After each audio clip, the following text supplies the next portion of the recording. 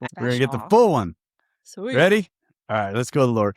Heavenly Father, we thank you for Curt. Father, we thank you for the time that we can sit together. Father, we thank you for this podcast, Father, and all the souls that it reaches. Father, we ask that you take this episode and you take the things that we speak about today and you help that one soul. Father, let it reach somebody and open their eyes and their heart, Father, that they may reach out for help and save themselves.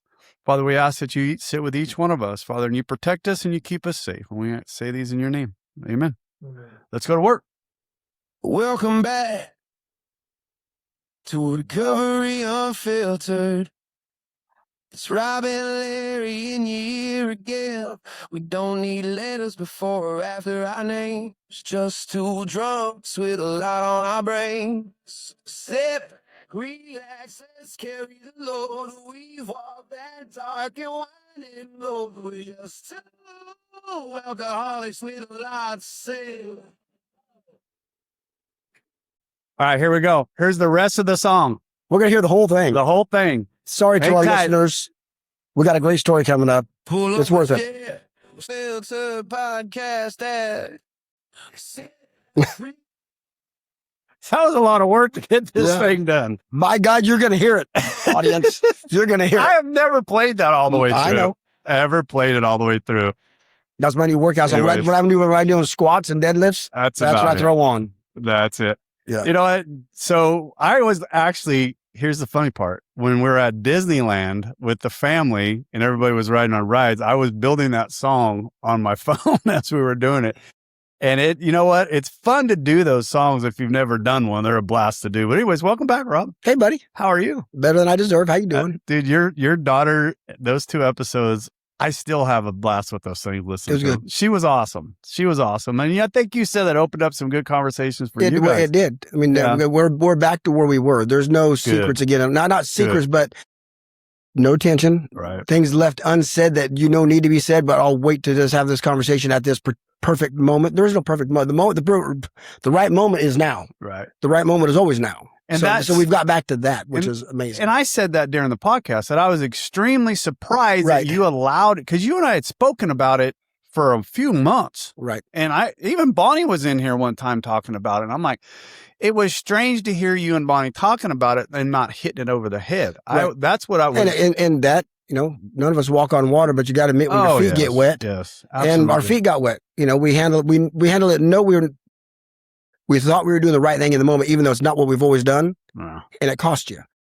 But once again, it's not in the instruction books on how to do these things. But we knew better, but you know better, and I know better, and it's one of those, we give great advice. Curt gives great advice, but are we listening to what we're giving, and do we walk that? Do we listen to our own BS? Yeah. And in that moment, I wasn't walking it. Right. I was allowing others to, hey, Rob, let's just wait. Okay. I was, which is not leadership, and I'm supposed to be the leader in the home, and I didn't.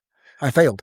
You survived. Oh yeah, you survived. Anyways, we have a guest here today that we've talked about you a few times on here, and I'm excited to have you on here. And go back and listen to those. It's fun because you bounced in and out because of me being there, because you bounced in and out of this podcast more times than you'll ever probably find. He's mentioned you on here multiple times because of your guys' past together, right? So we're going to get into that. We'll probably get into a little bit later in his story, but I want to walk through this, however you want to go through it, Curt. You want him to introduce himself, or? Well, yeah, introduce yourself. Or how you want to be. I guess however you want. I mean, we're this far into it. Well, my name's Curt. I'm an alcoholic. Okay. Thank you, sir. Yeah. Where are you from? From Michigan. Nice. That's the other thing I wanted to get out. I think he's our first one. You'll hear it in his accent every once in a while. I hear that. I've got a Chicago accent. There you go. Yeah. You do hear it pop up every once in a while. The fun thing about it is Curt is the first one that I've really inside of AA that I've been able to talk to about my industry, and about every once in a while we'll get on to get into conversations about our trading and that kind of stuff. Might be still some things we could talk about there. We those conversations aren't dead. So so I think it's always good to, even though it's boring, I don't want to go back to day one like when I was born, right? But no, I think it's always helpful to hear about like where people started. Right? So I grew up in Michigan. Mom and dad were both educated. My mom was a teacher. My dad was a high school principal.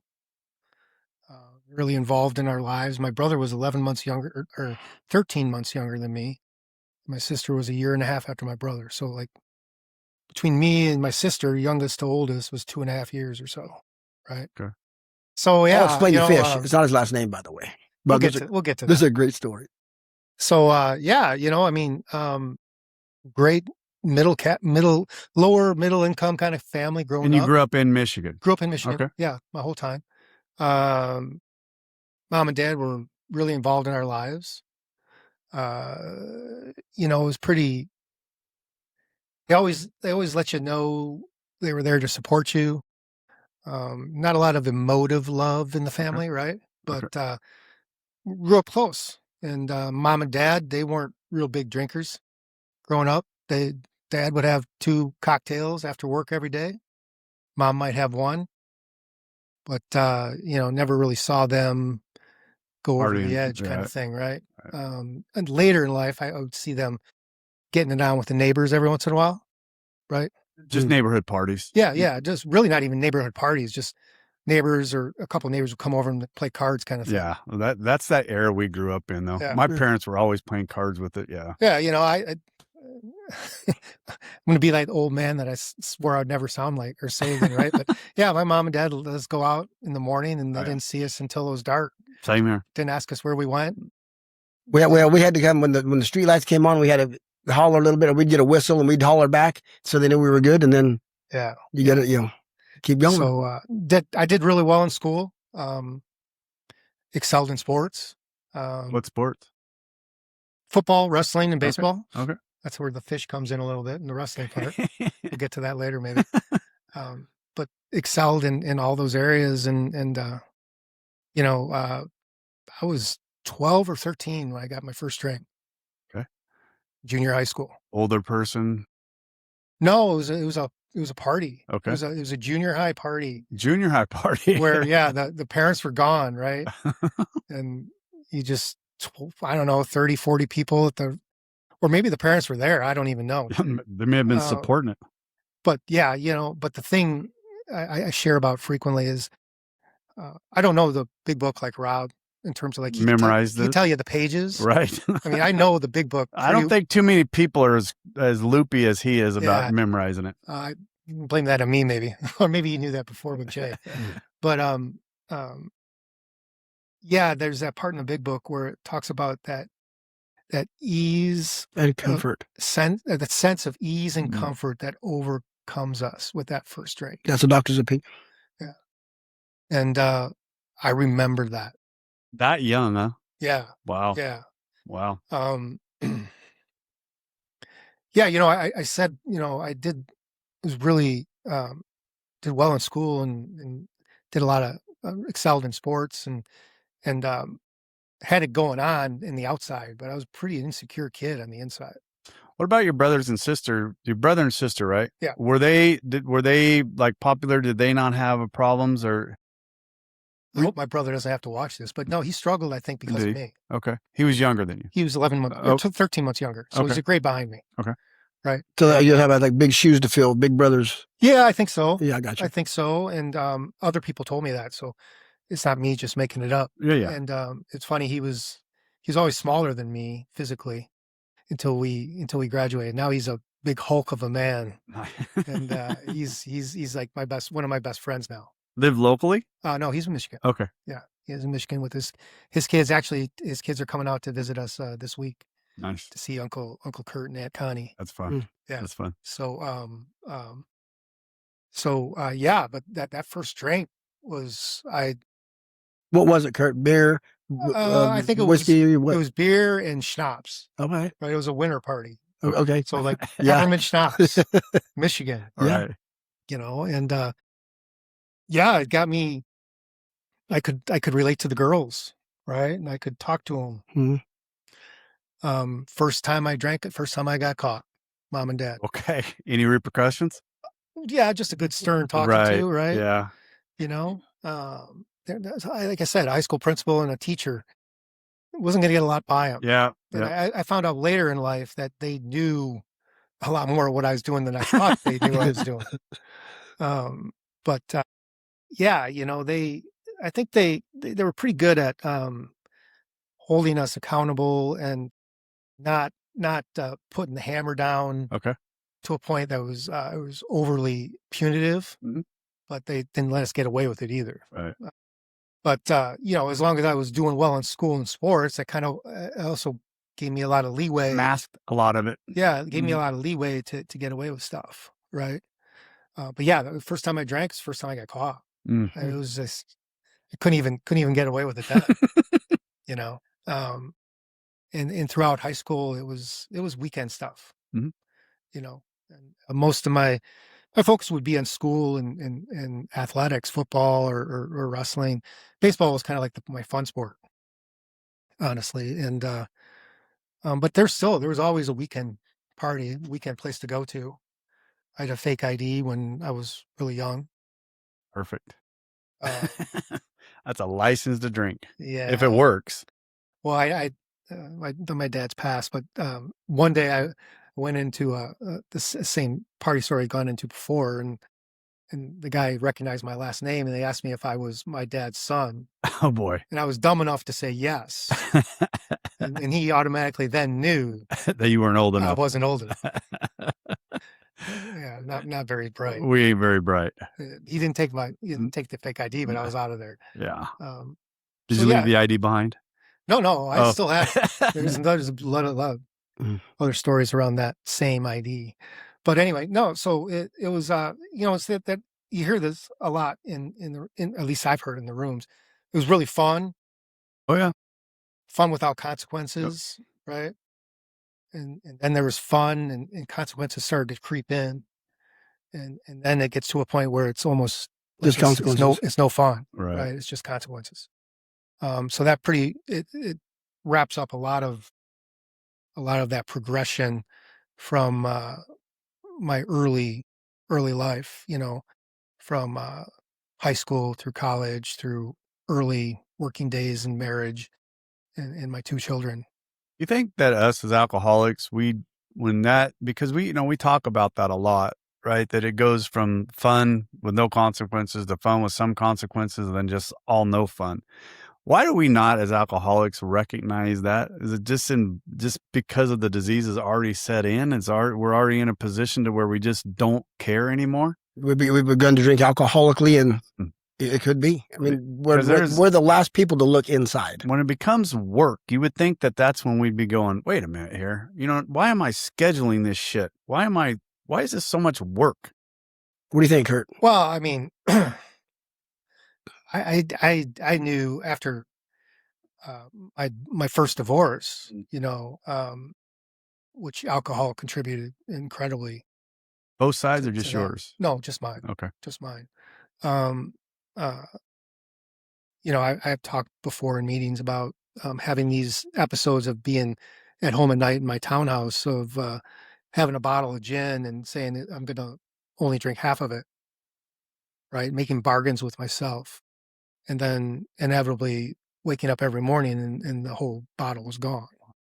So I knew very early on I was an alcoholic or suspected, right? But I was always I didn't know what recovery meant. Okay. Right. I didn't really know about AA. I mean, maybe heard about AA in movies or stuff like that.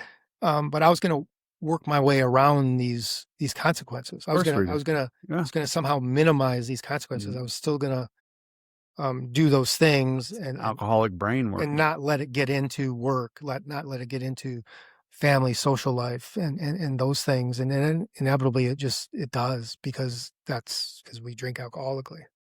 We stop, we've talked about this a lot of times, because you said it, we don't let it involve in our work, but our bar just keeps dropping. Well, okay. Now it's inside of there. So now I guess, okay, for me, for the longest time, I was never going to drink on Sundays, never drink on Sundays. And then it's okay. Well, I started drinking on Sundays. Then it was never going to drink before 12. Well, that went away. They're never going to drink at work.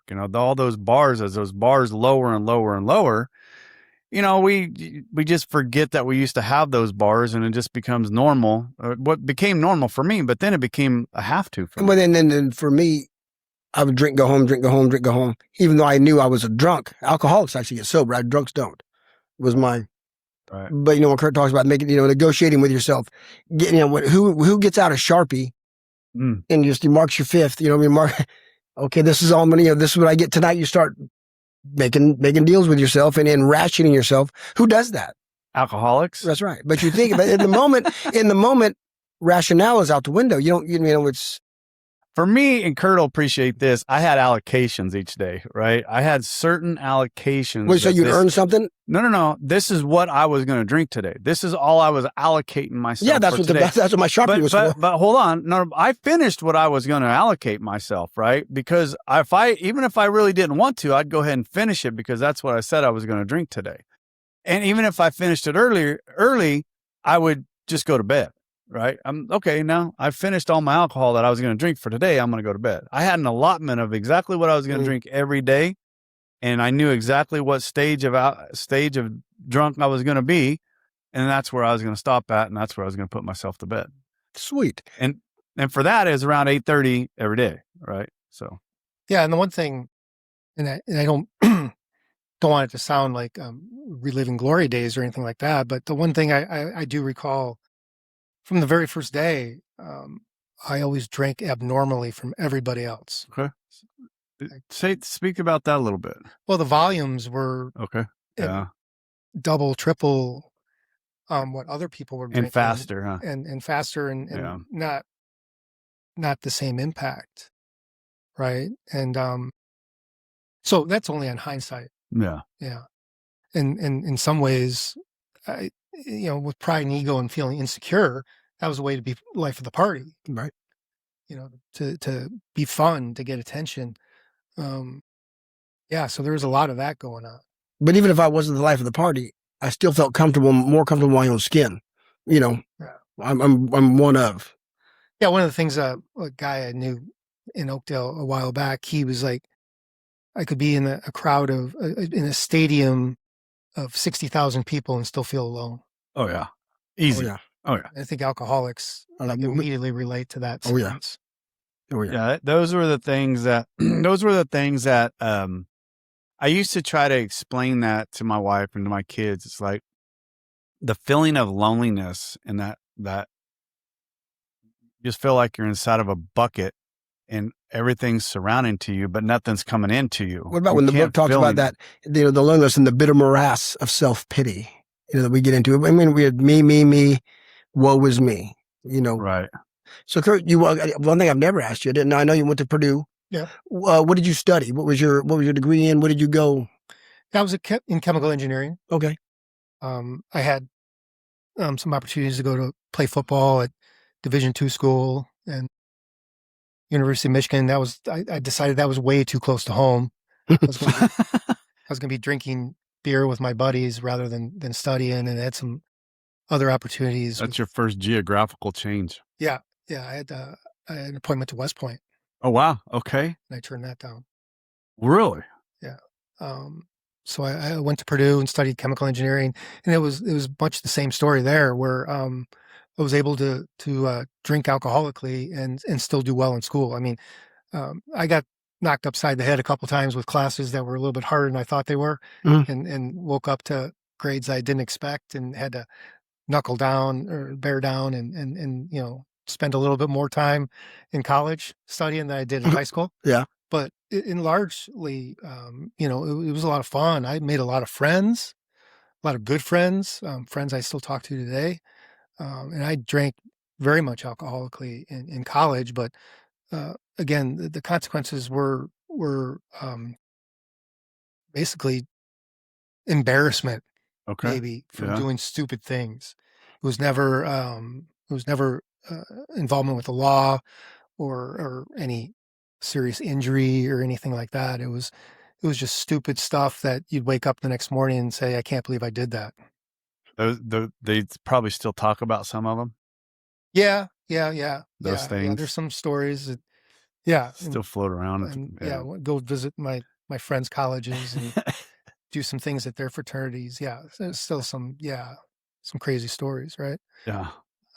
But it was your appointment to West Point. What do you ever regret that? I guess, we always talk about when we start drinking, that's kind of like when we stop growing, maturing. So if you think about and maybe I stopped maturing at the age of 12 or 13.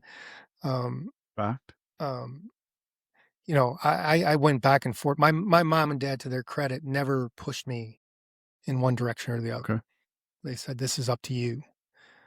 They did encourage me, or almost make me at least try for that appointment. High school football coach wasn't really happy when I turned it down. I bet not. He thought I should go there. I bet not. But I went and visited the campus and in West Point. And I'm telling you, when I left after hearing that general and spending a weekend with the cadets and in their dorm room, I was going. I bet. And then like 1 or 2 weeks later, that little boy inside of me was like, oh my gosh, I don't know what I want to do tomorrow, much less the next 9 years of my life, basically 4 years of college and a 4 or 5 year commitment to the Army. Mm-hmm. And ultimately, I let fear dictate me not choosing to do that. Whereas going to Purdue was a much more manageable, if you will, it fit in your suitcase better. Yeah. So when you said that you were studying chemical engineering, because we'll talk about it. What made you go into the chemical engineering? What? It's funny. People have asked me that. I think it's because I thought that's what I was supposed to do. Okay. That's an interesting response. Yeah. Math and science and those kinds of things came pretty easy to me, and I liked them. And I always liked architecture. I liked drawing. Uh-huh. So I did a lot of drafting classes, but kind of looked at architecture and drafting, that there wasn't much of a future in that compared to being a quote unquote engineer, So you were in one of the most beautiful architectural towns in this nation, Chicago. Oh yeah. After I graduated, Purdue's in West Lafayette. Yeah. Beautiful campus. I still love my campus today. But it's almost like one of those things that's like, I thought that's what I was supposed to do. Gotcha. with the talents I had. Never thought about being a doctor, never thought about being a lawyer, never thought about going into business. It was just seemed to be really good at math and science, and so engineering. Yeah. Okay. What year? And so you graduate what year from college? 1990. Okay. Yep. And then what? And part of my deal with my mom and dad of not going to West Point, which is a free ride, right? Was when I went to Purdue. I became part of their co-op program. So it's a program where you work semesters. You work alternately semesters between school and work. Okay. Right. So that's why I graduated in 1990 instead of 1989. 5 years. Okay. To graduate. So I went to work for the company I had been working with as a co-op, which was a big oil company in Chicago. Okay. And so I worked with them. Started work there, downtown Chicago. Shirt and ties, suit. Not a bad place to be.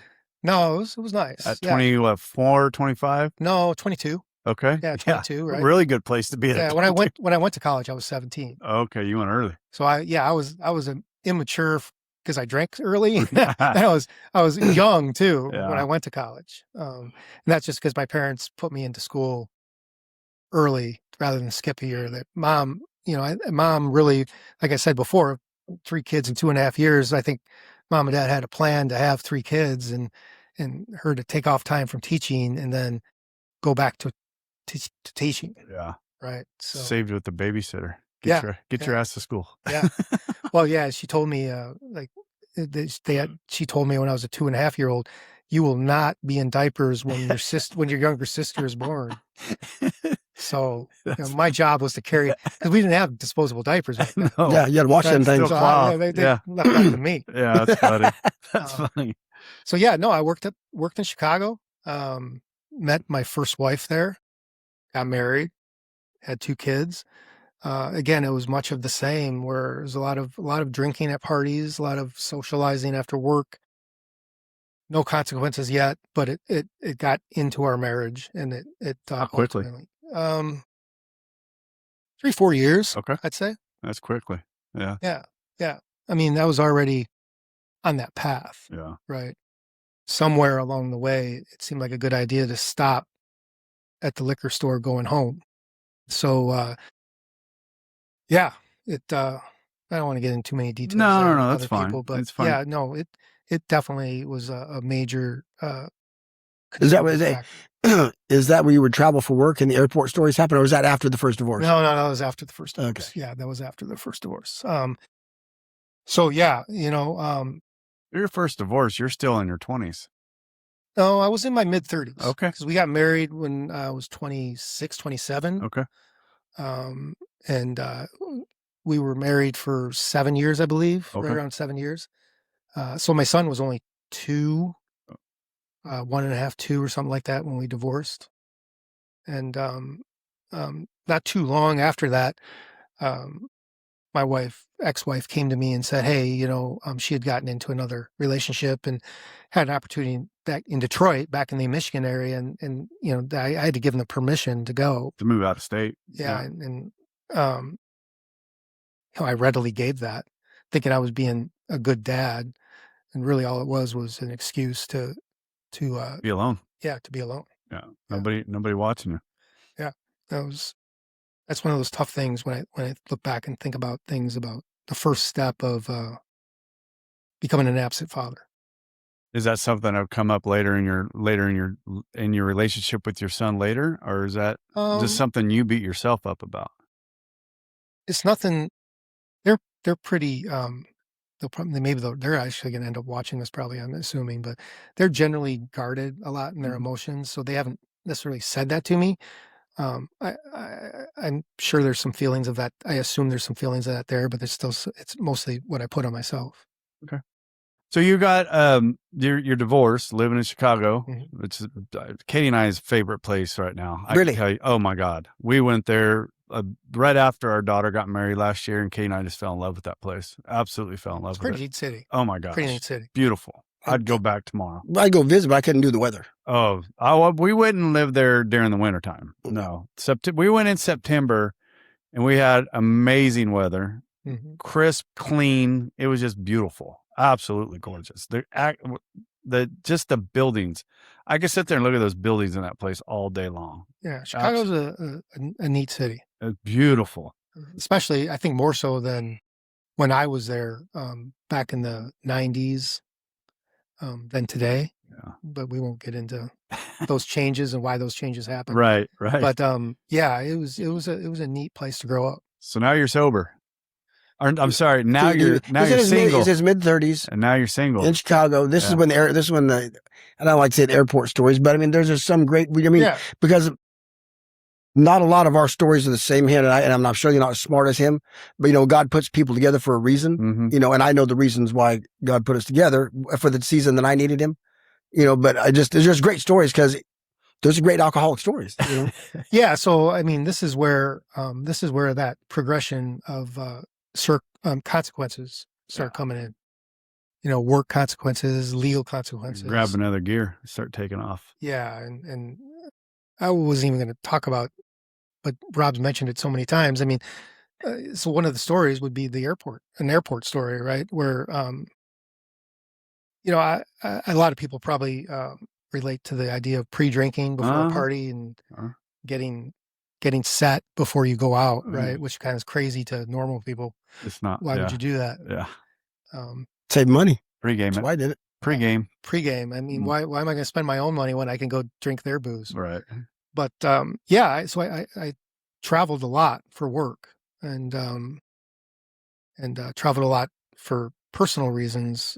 A lot of it's a blur. It's a big long between like 2000 or late mid 90s to early 2000s is kind of that period of crazy progression and consequences and so it was after 9/11. The story that Rob's referred to a couple of times, went to the airport for a trip and I do what I normally do, which is pregame. Cause a trip to me is like just an excursion, open bar, an excursion to have fun and fit in and watch people and do whatever. And of course you can't bring liquids past security at that point. No, right. No. And so, I'd be imbibing in the cab on the whole way to the airport before the cab even picked me up. And and then would sit outside the security after I checked in and finish. And on one occasion, I ended up passing out outside of security in that the seating area where you see the ticket counters and everything, right? And woke up in the hospital, and had no recollection of how I got from the airport to the hospital, and had no recollection of the stretcher, no recollection of the ambulance driver, no recollection of the police, none of that. And waking up in the emergency room, this is embarrassing. At one point, it was almost like, I don't like to tell these stories, to make it sound like fun. It definitely is not fun. It's a example of the insanity. Oh, for sure. And waking up to an ER doctor basically saying, "You got a problem." Like, yeah, okay, I know. When can I leave? Get the IV out of my arm. Where's my bag? Unless you're gonna put booze in that IV, let me out of here. Where's my backpack? Yeah. I got a bag checked. Who knows where my bag checked is going? And getting out of there as quickly as I could, calling a cab to pick me up at the hospital, going back to the airport, rebooking my ticket with some lame excuse about why I missed my flight, which was probably the day after, maybe morning to night, and then getting that new ticket, going through security, and going straight to the bar. And hard-headed. No, it's insanity. That is the insanity of alcoholism. And there's a young man that you guys met him. He didn't hit another meeting since I took him last Saturday. He would rather go fishing this Saturday because he's feeling pretty good. Didn't want to go to the meeting. I was going to skip what I did to take with my son to take this guy to a meeting. I'm going to go fishing. Okay. But he does that, and I want him to hear, even though it may not click. But just the insanity of alcoholism. But the thing is, that didn't happen to me once. I did that twice, and it was literally like Groundhog Day, both times. There was almost nothing different. The parts I recollect, there was nothing different from either time. Why there? I think, for the police, it was probably easier just to put me in the ER and be done with me than to arrest you. me. Yeah. But that happened twice. You kind of think, wow, I'm a pretty intelligent human being. We've definitely established that, right? And yeah. And again, going back to the airport, not going home, going straight to the airport, getting the flight, doing what I was going to do. Can I ask you a real quick question, only because I'm running through this in my own brain, because quite honestly, I'm very fortunate that I never did end up doing the same thing, right? Were you traveling for work or were you traveling for personal reasons? I don't remember. Okay. All right. I guess the reason why I'm asking is both those times were personal. What happened on the other end of that when you didn't show up is what I was getting at. It's just, it's not the only time where I didn't arrive when I was supposed to. Okay. Right? Okay. So yeah, it was excuses. Yeah. No. Something just made up a lie to cover. As we do. Yeah, to cover. Yeah. And is this where the consequences of the job and that kind of stuff is the same kind of? It was later. Okay. It was later. The job consequences came in. I was invited to take a leave from work. Like how you say that. Yeah. And my work was, if anything, maybe in hindsight, enabling. If you look at the amount of times past the first time. So I was invited to take a leave. I took a leave and ended up being at home alone for like 3 months. With pay, right? Yeah, unpaid leave. Made it worse. No vacation, no sick leave. It's just unpaid leave before I could get into the treatment program that they wanted me to go to. And you were working, you were in the same field I'm in at that time. Yeah. Okay. Yeah. Yeah. And we've established this, that industry is okay with you drinking at lunchtime. It's a very normal process not for me anymore. Right. But it's a very normal process for people to go at lunchtime and have cocktails, even to this day. It's nothing new. And not so much in the downstream as to where I'm at, but in the higher streams to where Curt was at. And, and I know people that, and even when I go visit people, even to this day, hey, you want to go have drinks at lunchtime? No, not anymore. Cause they know my old style. Right. But it's just normal for them. Mm-hmm. Accepted. It's very accepted. And in the same atmosphere that I've said it's because our business is so stressful, right? We're trading commodities, and it's stressful, and it's nonstop. And it's the only way we can shut our brain down. That's the excuse I used for a very long time. Yeah. I don't know if I used that as excuse by then, cause it was already in my mind. I already knew where I was at. Okay. I knew, there was a problem. I just wasn't sure what to do about it. And it was there was still this hope, which was, against all evidence, I was somehow going to drink successfully without consequences, but the consequences just kept, by that point in time, they were overwhelming. So is it law involved or just work? No. It became DUIs and okay. Work, so law, legal. Yeah. So I had multiple legal cases at the same time. Yeah. It was, the law was involved. We established the mess. Yeah. Let's talk about the recovery. So, so there was treatment involved, which there's a whole nother story there. Well, feel comfortable if you want to talk about it. I don't want to cut you off. There's just, there was a relationship in treatment that I think others should hear about. Yeah, please do. On the surface, just on the surface, they told us, don't do it. And, again, my pride and ego thought I knew harder better. Than that. I knew better. I could do this. I could manage both. And in the end, it was an absolute horror show. And, so after treatment, after about a little over a year of sobriety, that ended up, in a relapse, if you will, and another divorce from a second marriage. Okay. It's a very short one then. Yes. Wow. Yeah. Very, very short. No kids involved in that. No kids involved. Right. And, so then it was back to work in Chicago, full time. And again, still the same, a lot of the same things happening. Work got involved again, another stint in treatment, to the point where at one point where, I was kind of given finally, if you will, an ultimatum. You got to show up every day and give us a breath test and do an outpatient program, for you to keep your job. And, very forgiving company that you worked for. Yeah.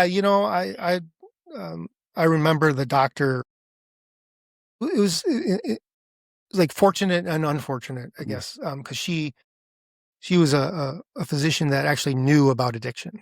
Like a lot of them don't. Right. Right. A lot of them know very little about it. And she seemed to have an understanding. So there was some rope given, no doubt. But the first time I had to go in to give a breath test, I failed. God, we're such hardheads. Insanity of it. It was the thing the night before, like how long could I drink? And show up in the morning and, be 0.0. This reminds me of Brad, he would, at what time can I stop drinking tonight? And still, go to work. I got to be up at 3 a.m, which means I'll be working 4:30. That just all the math that we're doing. But he was just to drink. Kurt was a chemical engineer. You should have been able to figure that out. Well, I think it was like 0.02 or 0.03. So it was close. But, so then I lost my job. Yeah. And then the heavy drinking probably came in. Yeah, it did. Well, you were already heavy drinking. Yeah, it was already there. What got you out west? Well, I know what got you out west, but yeah, well, I reconnected with my now wife. Okay. We went to high school together. And I told her in one of our very first conversations in social media that I was an alcoholic. I left out the part that I was still drinking. Smart. But so eventually I moved out here and proceeded to still have consequences from trying to drink and hide it and do those types of things. And yeah, our relationship was tenuous at best at one point. And then Well, you started it with false pretenses. I mean, you were honest with her from the very beginning. Yeah, no, I wasn't completely honest at all. You know, I was honest in the fact that I told her I couldn't drink, and I never drank around her outwardly, but eventually, you know, it came back. As it always does. Yeah. So then got to a point where, you know, I knew I needed to go to AA and started going to meetings in Oakdale and decided this man needed to be my sponsor. Rob? Not this Rob. Another Rob. The other Rob. Okay. Yeah. Oh, that's right. That's right. So, yeah, I just decided one day that I should ask him to be my sponsor. And I did. And, you know, I wish I could tell you I knew exactly like what the difference was from before and after, but this was a time where, you know, I took the steps and I took the suggestions that I was given. And we went through them, you know, pretty quickly. You know, it's like, let's get this done. You know, like the 12th step, having had a spiritual awakening as a result of these steps, right? So how do we get that as a result of these steps? So let's do these steps, right? I don't think Bill and Bob took 3 years to do the 12 steps. No. They didn't take 3 fucking months to do the steps. We know that. Yeah, right. So, you know, that's how I was brought up. I had a sponsor in Chicago, who was a real cool dude, or a model of sobriety. Had a lot in common with him. He played football at Yale. Like, you know, you hear about Yale or jail. Well, Right. He was a living example of both of them. Right. So I had done a 5th step even in Chicago, but that's where I stopped doing the work. Right. You know, I stopped letting, I never became part of the group. Never part of the group before, was never part of the group after the meeting, or rarely. You just showed up. Yeah. So here in Oakdale, it's almost, I'm not going to tell you guys geographical is a good thing to do, because we talk in our literature about, you know, geographical change. You move and who do you take with you? Yourself. Right. But in some ways, when I moved, I really didn't have any friends. And so as I started going to meetings and started working with Rob as my sponsor, and these other men became my people. You immediately plugged into AA out here before you had any other outside influence. Because I didn't have any friends. Yes. I literally did not have any friends. I was you know, I was alone in an apartment out here in Modesto at one point. How did I get here? You know, because you were sober. No, or you were drinking. No, I wasn't sober yet. And you know, I had a wife my wife today that was you'd already mentioned her name in the beginning of the podcast. Yeah, she's about done with me. So we're not really together. I'm out here. What am I doing here? What am I going to do? Where am I going to go? And through some other things that happened, we you know, we reconnected. We stayed in touch, and you know, that's when I ended up going back or getting into AA and diving into the steps, and found that's where the solution was. I want to clarify something, Curt. So when you moved out here, you got married to your now wife. Yeah, I moved out here in 2010. Okay. Met her in 2000. We reconnected in 2009. Okay. We actually went to junior high school together. Okay. So some 25 years later, we reconnected via social media. Okay. And then you moved out here in 2010, and then you married her shortly after you got out here? No, moved out. We got married in 2014. Okay. And then you separated after you'd been married for a little while. No. Okay. We separated after I first moved out here. Okay. Thank you. Thank you. That's what I was. 2010. Yeah, that's what I was trying to get to. That's when he got sober for the first time. Okay. My original, I'll call it my original sobriety day. It was January 21st, 2011. Okay. Yeah, that's in that November, December, January timeframe of 2010, 2011, when I was out here, was when things got real rocky. Okay.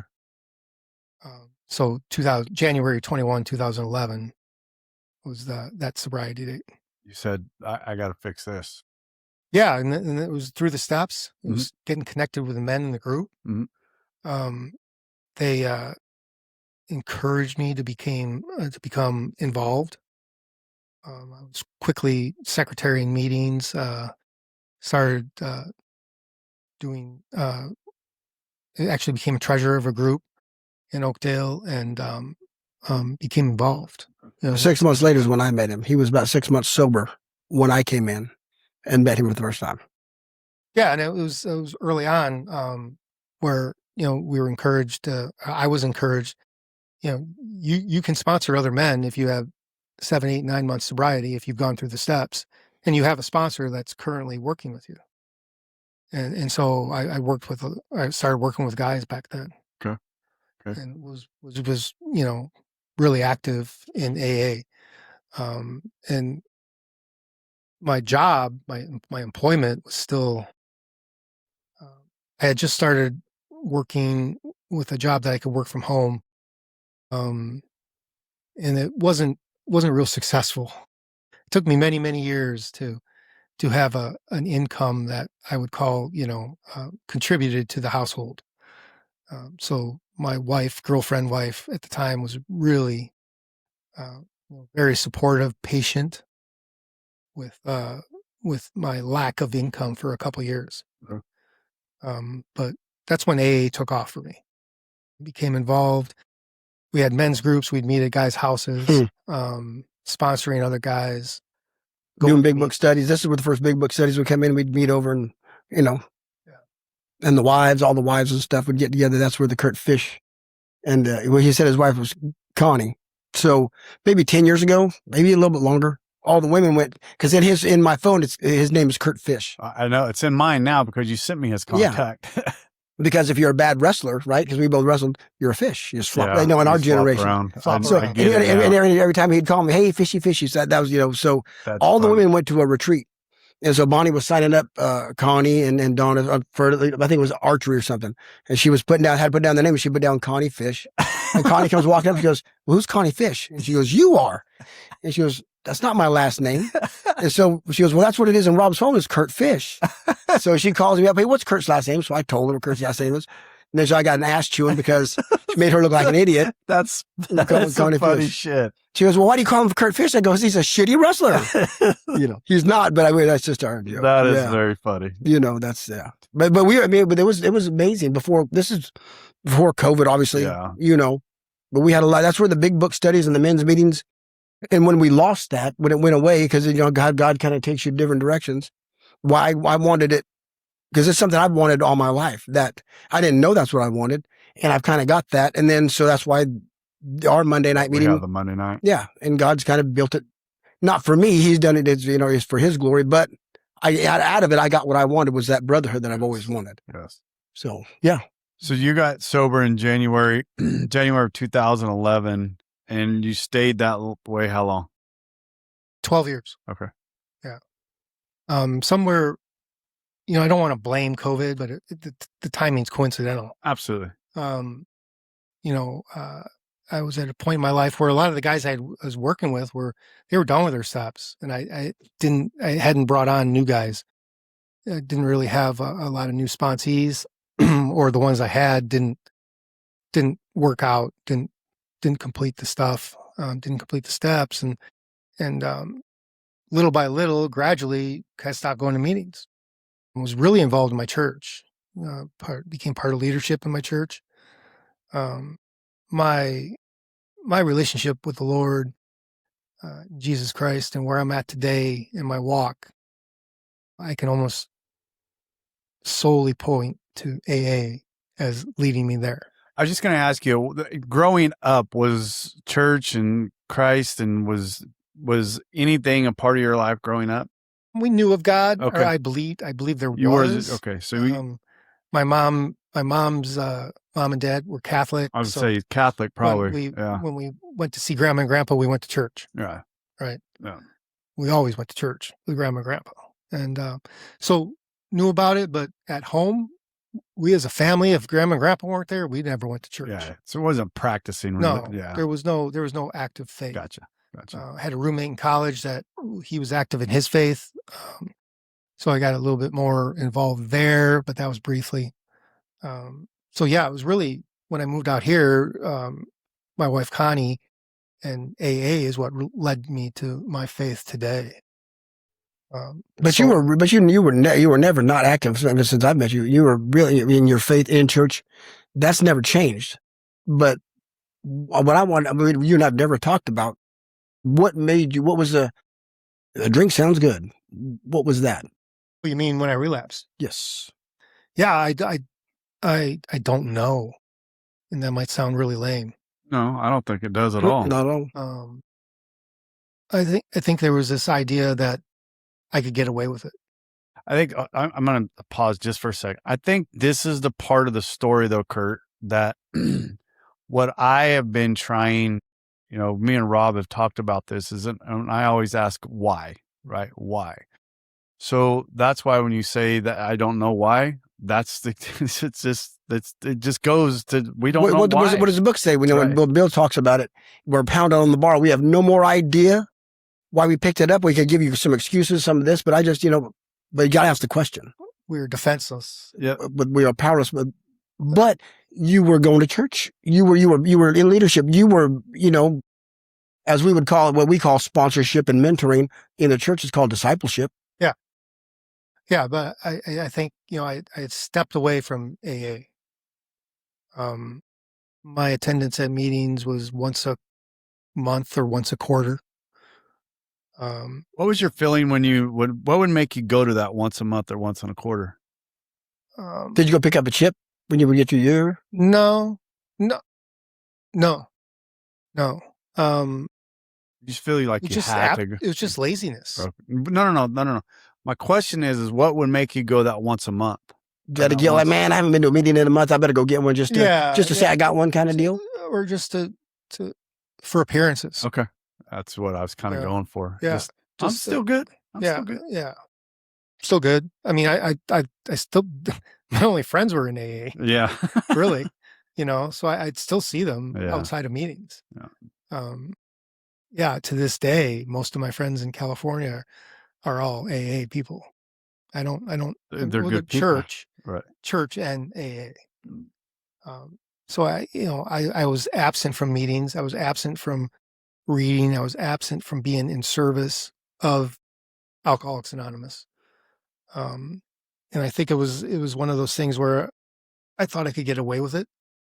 And I think if we're all honest, there was a time where it made us feel good. Yeah. Oh yeah. That's why we did it. It worked for us for a long time. There was a time where there was a magic. It was my solution. There was a time when it was fun. There was a time when it was fun. Yep. And it was, pride and ego that I could get away with it.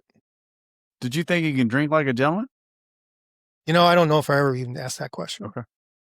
I guess what I'm thinking is, did you think that you would eventually be able to drink in front of other people like your wife or out to dinner? Did you think that was I don't think you thought it that far through. No, I didn't think that far through. I tried, and that's where a lot of hurt came to our marriage. Okay. Wasn't that I relapsed. It was just the outright denial, despite, Connie basically knowing. Huh. Okay. Knowing without 100% proof, but knowing and deep in her, she knew.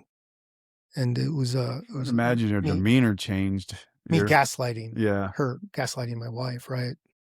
Telling her what she saw was something other than what she saw, right? And so in that period of time, it was never passed out, falling down, breaking stuff. So it was almost facade of managing it Okay. up to a point. But I think what happened when I look back on it is, I got to a point where I desperately wanted to stop drinking, but I didn't want anybody to know. That you even started? I wanted to do it without anybody ever knowing that it started. I'm going to stop just for a second. I wanted to dig myself out of that hole without consequences. I'm going to come back to that because I want to carry on to that, but I want to talk about that first drink. What was, and I'm not trying to ask what was the decision that went through your head. I'm not trying to. Did you feel that ease and comfort again? Yes. Yes. When you looked at it before you picked it up, did anything run through your head at that period of time? It was likely not a very, no, it was. The only reason why I say that is because we all say this. The first thought is okay. It's the second thought and the action that follows that first thought that's going to get you in trouble. I think it was just denial. Okay. But there was no calamity going on in your life, from what I remember. Yeah, there was no calamity. You just stepped away from AA and forgot. I'm an alcoholic. Yeah, there was no calamity in my life. There was no stress. There was nothing bad happening. And I think this is important because I do. That's why I wanted to back up, Rob. It's the reason why I wanted to back up because for me, sorry about clearing my throat. My wife's going to get mad at me every time I do that. But I think for me, I look at it, Curt, because I'm approaching that 5-year mark, and everybody talks about that 5 to 8 or 9, right? Where you don't see a lot of people in there. Mm-hmm. And I think for me, over the next few years, my biggest thing is going to be very cautious and try to educate and try to stay involved in people inside of these years. So we have some, like Brad and the guys, there's a group of us that are in that 4 to 5 to 6 year group. We need to hold each other accountable to stay inside that. But on the outside of that, here we had a guy 12 years that had the same thing, right? We hear of people. But for a few years, when he was still in that 5 to 10 years is when he kind of started not going as much. So that right. It's still relevant. So it's not just that 5 to 9. It can carry on if you pull away. When did you start pulling away? You're what? 10, you're 9? I'd say 7, 8. Yeah. 7, 8, 9. Yeah. Because we wouldn't talk as much. The only time we'd text each other once the women, the wives and all that, once the couple got divorced, that kind of separated things and God kind of took us other directions, really. And then COVID. And then COVID happened. Yeah.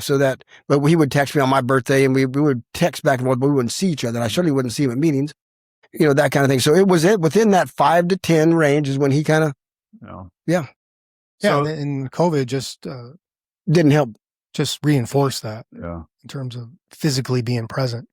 Yeah. And that's when I went through cancer, the last half of 2020, the last 7 months, and COVID was going on. So there's no meetings, that kind of, but then all the big when I got sober from 2013 on, midway of 2013 was when Curt became my sponsor. I was 2.5 years sober. He was 3 when I really did my steps. I didn't know that, but I'd really clean house. From then on, any major thing that happened in my life or when I needed, even after that separation, that's who always got called, whether it was, I forget the first thing. And then it was first when I got sick, when I had that candida going on and then cancer, when I had to get ready to shoot myself and the chemo brain. Well, that's just the chemo brain. And stab you. It was always when things were going on, we need to call Curt because he knows me and he knows everything. He's really the only one who knows everything. We're going to come back to that. Yeah. We're going to address that here in a few minutes. Those kind of things. I want to address so that we've always with been Curt, not you. And when when Logan started wrestling, the tournaments, I'd see Curt, the state tournaments, he'd come and he'd support, just because he'd support the wrestlers, period. But yeah, and Curt coached the junior high for a while, the wrestlers. So okay. It was. So you're drinking, right? You're not every day. It's picking up progressive. How did that? Yeah, it was. It would be daily. Okay. For a short period of time. Immediately. And, after that first drink. He's wanting to get into the progression. I don't recall. It really wasn't a progression. Okay. It was sporadic. Okay. It would be like daily for a week, daily for 4 or 5 days, and then maybe 1 or 2, even sometimes 3 weeks in between. Oh wow. Okay. Right. All right. And so a moment of guilt probably came in right there. There's a lot of guilt and shame. Yeah. There's a lot of guilt and shame and a lot of hiding. A lot of just listening to you talk. I'm a lot of Satan speaking into my life about not being good enough, right? And what I really came to learn was that guilt and shame is really pride and ego, right? Truly, that's what it is. It's guilt and shame are pride and ego dressed up, looking for compassion. But I was that animal in a trap cage without a way out. Oh yeah. Right. I was that coyote in a trap with his leg caught and there was no way out. And I just wanted to stop drinking without anybody knowing. And what became apparent to me was that there was no way I was going to ever stop without coming clean. How free do you want to be? Yeah. There was no way I was ever going to truly stop and begin a road to sobriety without telling my wife the truth. And that's the most important thing, was telling my wife the truth. How'd that go? Well, it was she had arranged a therapy session. Marriage counseling. Online marriage counseling therapy session. And obviously I won't mention who that person was, but it came up real early in our conversation, and that's where I confessed. That was the first time I confessed to Connie that she was right. And from there, healing could. How did that just? Because I can only imagine what that felt like. What did that feel like to you the moment those words fell out? There's a lot of weight, a lot of relief. I think the reason why I want people to hear that is to understand that that is not a death sentence. To approach that and to move past that point.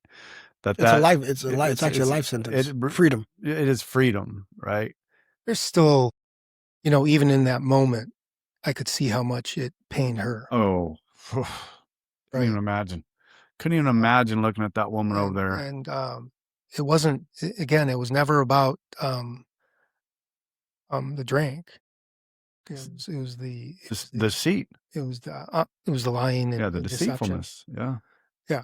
And from my end, it was pride and ego not wanting to admit that I had failed, that I had fallen short.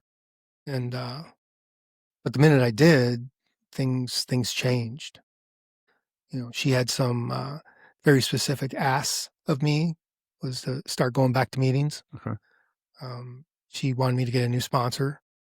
Not that my old sponsor had anything to do with what was going on, but to do something different. Yes.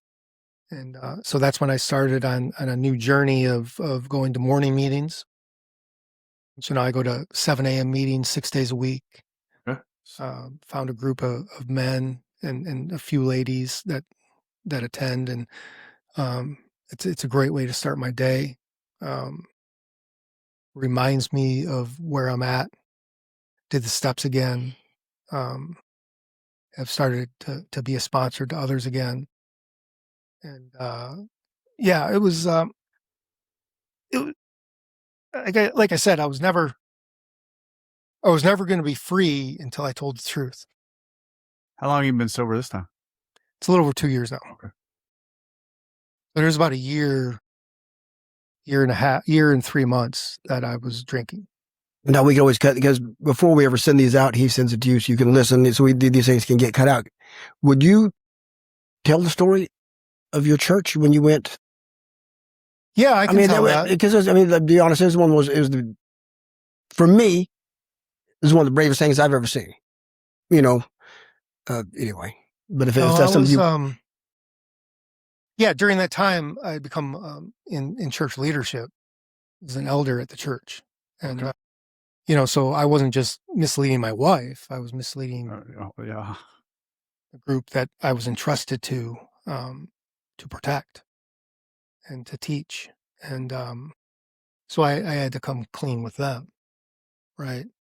And pretty shortly, in about span of a week, we made the decision I was going to step down. And people have asked me if it was my decision or their decision. Honestly, I would say it's a mutual decision. They asked, and I was like, absolutely. Yeah. I'd already come to that place in my own mind. That was you. And obviously that you couldn't move forward without you humbling yourself to the situation. Well, the next step though, too, is then I can't resign as an elder and just quietly walk away. Right. Right. Cause then there's questions. Mm-hmm. Inevitably, I think one of the failures of church these days is our people problems, right? Where gossip and talk and judgment and you don't go to a doctor if you're healthy. No. Right? So we go to church because we are sinners and broken. Right. So we need to be able to not judge others and pretend that we have no problems. So I knew it was going to come, and they eventually asked me to get up in front of the church and tell them what was going on. So it wasn't a sermon, wasn't a long drawn out process, right? It was a 5-minute deal, and I shared with Rob what was I already told him I had relapsed, and shared with other men that were important to me. And then they actually showed up at my church that morning just in support.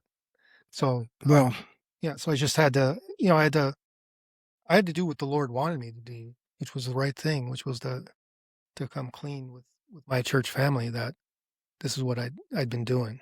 Still involved with that same church? Oh yeah. Okay. I'm still in leadership, and I had a lot of people come up to me crying afterwards. I have never received one judgmental look or sentence or feedback from that. It's all been supportive. Let me ask this question. It may or may not go anywhere, but did your testimony get anybody else to open up with their own demons that you know of? I hope it did. I don't know of anybody specifically. Right.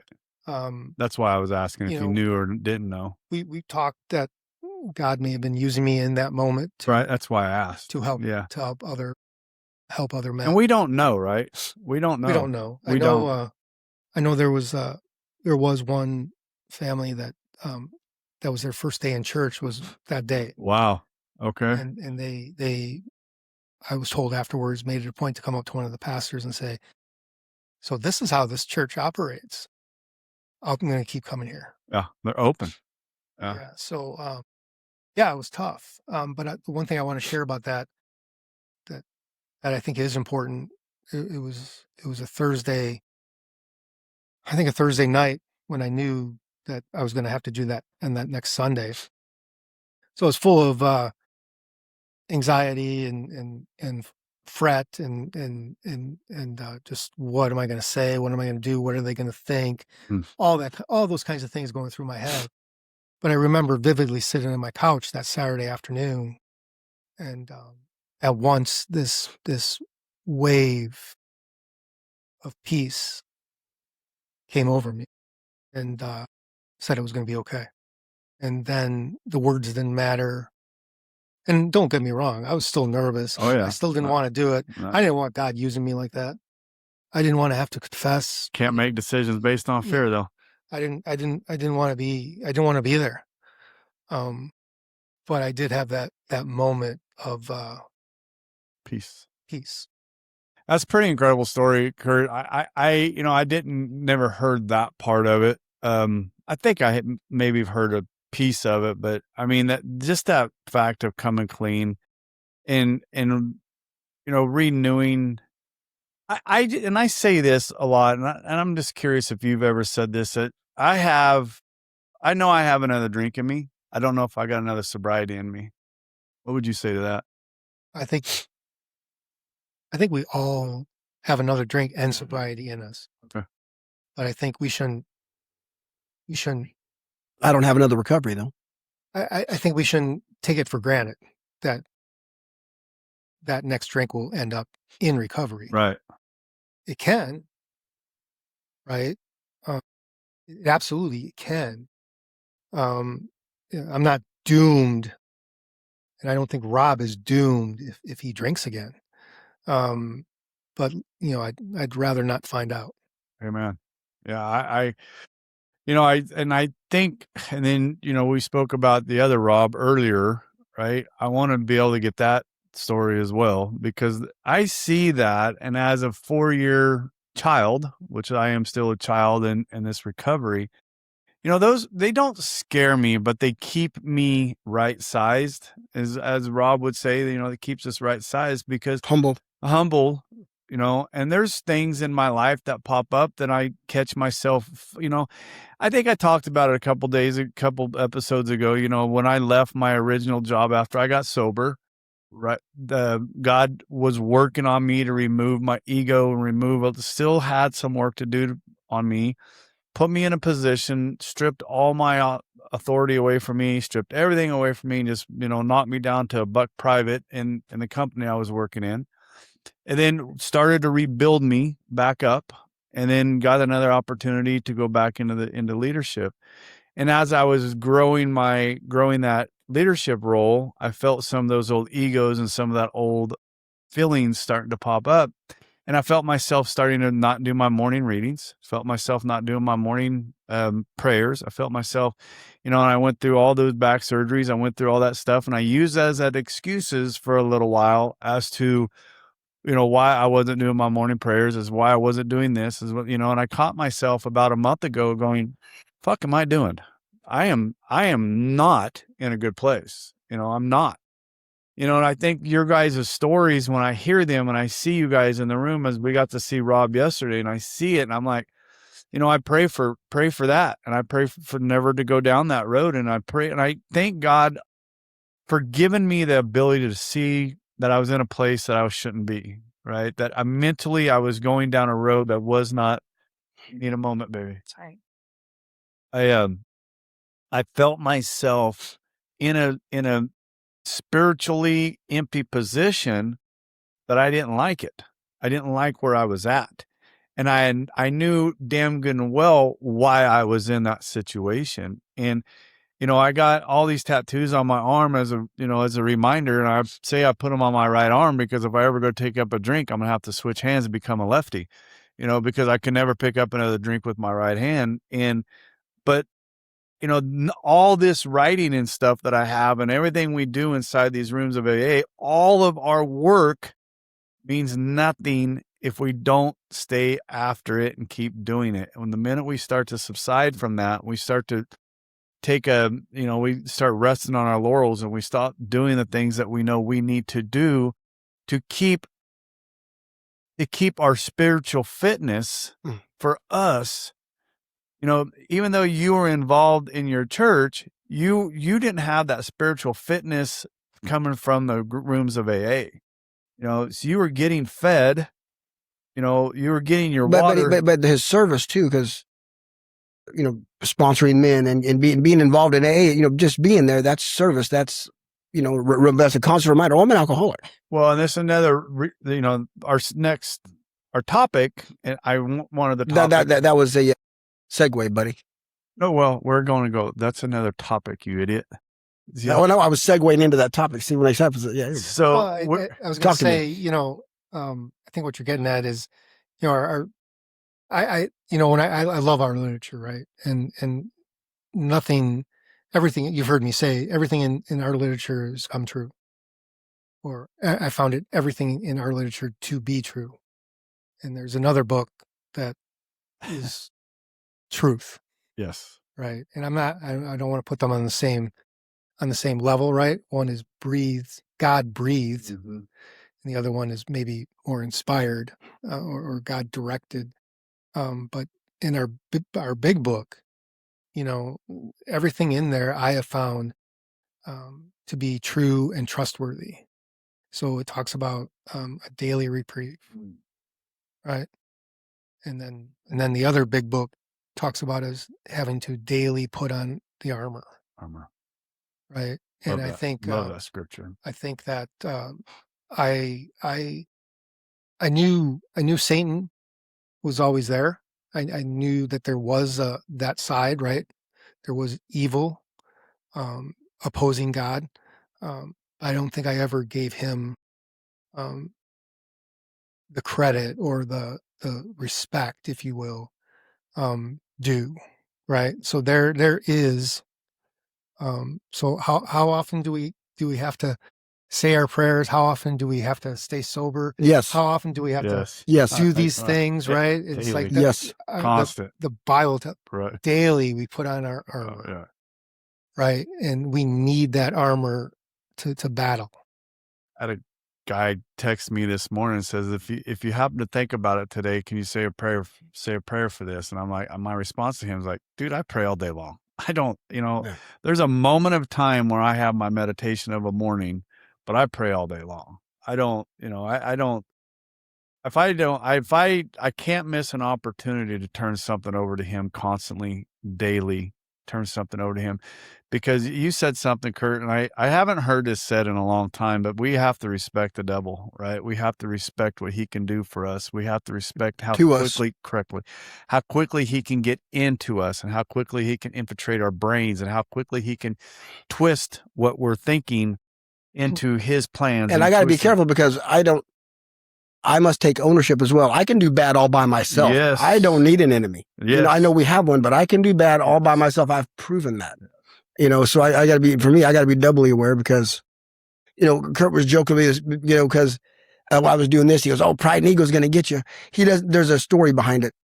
When I was 47 years old, before, when I got diagnosed with cancer, I felt fantastic. I'd been lifting as I started lifting 2 years before I got sober because I knew I needed to get healthy, but I'm not going to let you go. I'm not going to stop drinking. I'm just going to start lifting, and getting back into shape and stuff. And when I was 47 years old, I was quite prideful. Always doing that, for that reason. Look at me.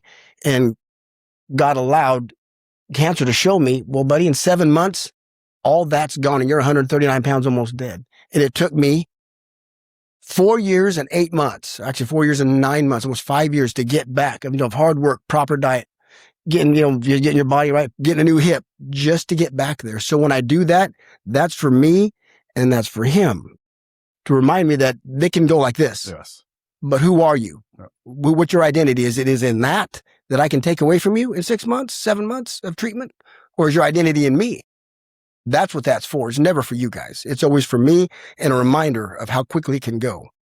And if my identity is not in him, in Christ, which is my higher power, then I'm nothing anyway. Doesn't matter what you look like. Don't matter how much you can lift or nothing matters. So that's my little, because every time I needed the hands of God in my life, when I needed it, it was always him. Curt, a couple questions. I'm sorry if I beat this to death. I really am. Because he does. He beats the shit. That's why there's I'm a why. That's the jackass. I'm a why man. I'm a why man. Yeah. Is there do you have something that you could tell somebody that's what signs would you be looking for if you had to go back in just a little bit of time? If you went back 2 years ago, you had some signs, some internal gut feelings, some internal signs that you could say, watch for this, watch for these signs, look at this, pay attention to that. I don't. Okay. I got a question. I think,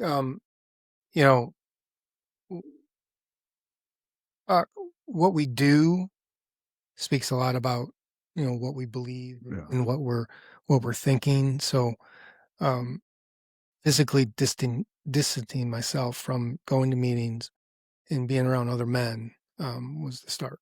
Okay. I can't tell you. When you started giving yourself a pass, do you remember what your first reasons was when you first started giving yourself a pass not to go to meetings? I'm good. Okay. That's what I was getting I've been after. sober. Right? Yeah. I've been sober 9, 10, 12, 11, 12 years. I'm cured. And I'd rather watch, not that I'm cured, but that I can postpone it. Okay. Right. And it was this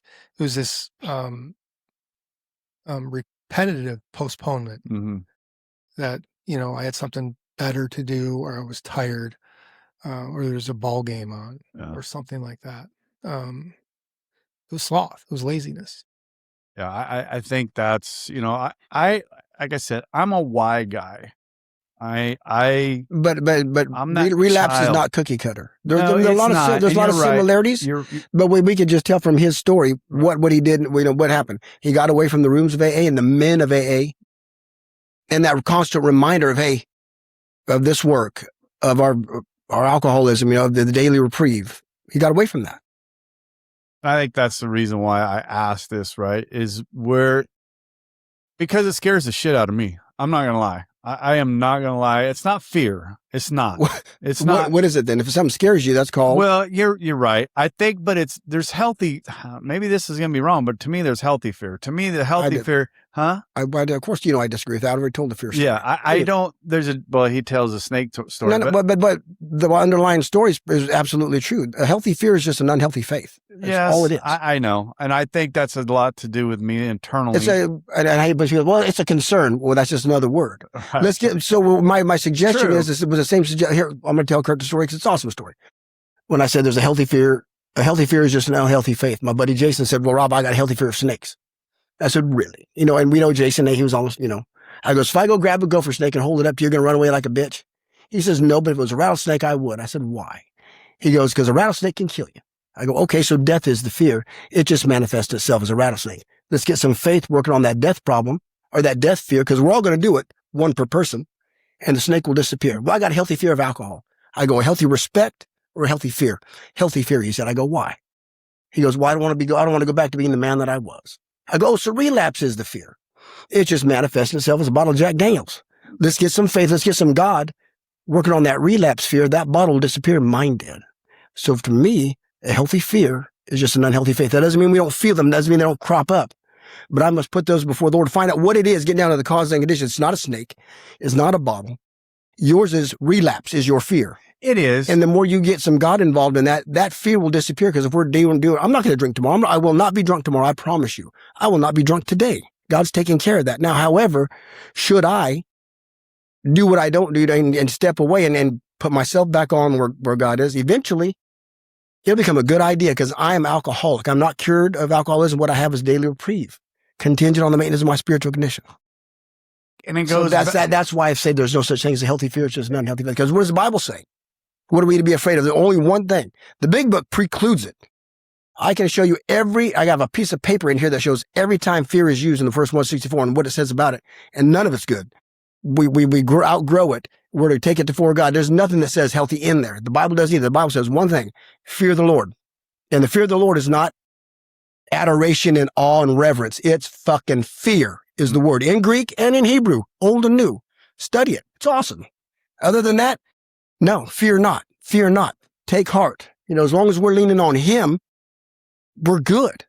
But when we don't, we're in danger. And I don't disagree with anything you're saying. I know my brain and my heart. And so are you gonna have any less fear when you hit 11 years sober? Finish. Now, once you cross the 10-year threshold, you're good.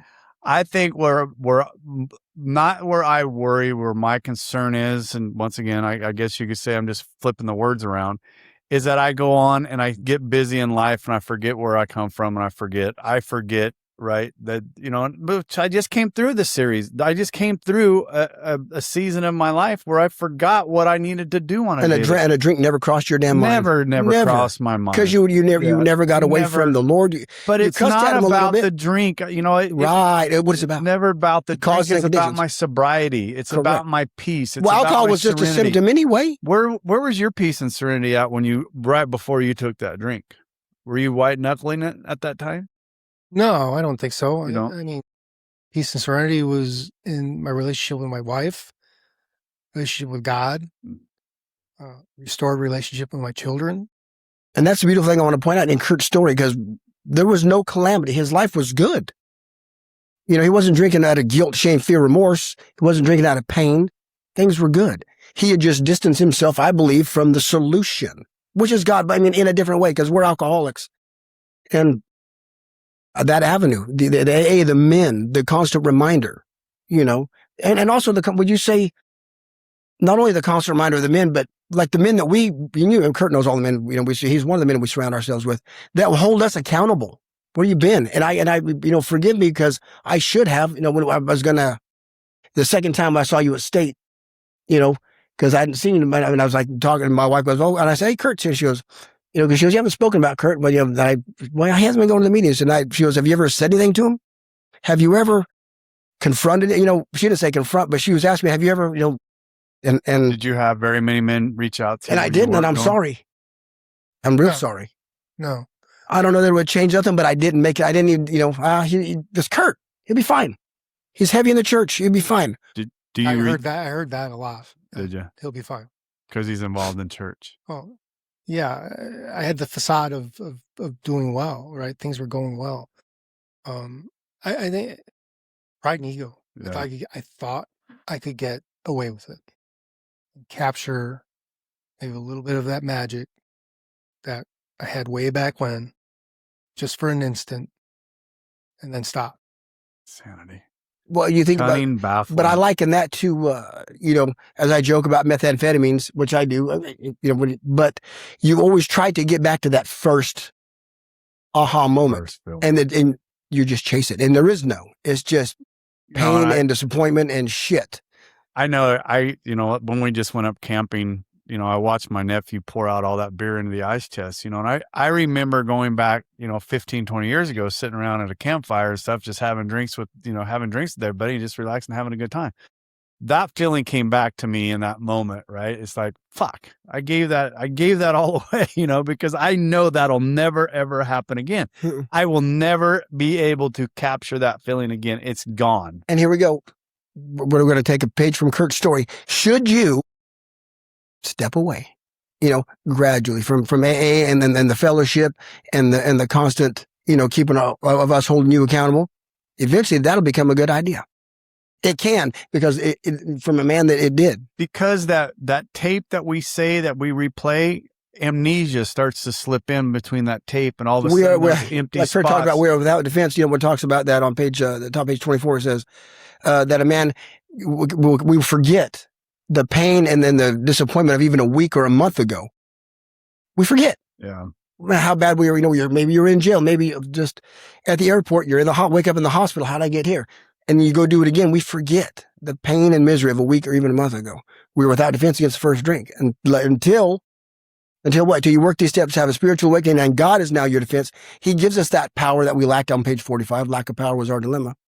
Should we step away from him in the wrong, for me, an alcoholic, I go to church. I love church. But if I never go to another church service again and stay with what I was doing in AA, I'll probably never have a drink again.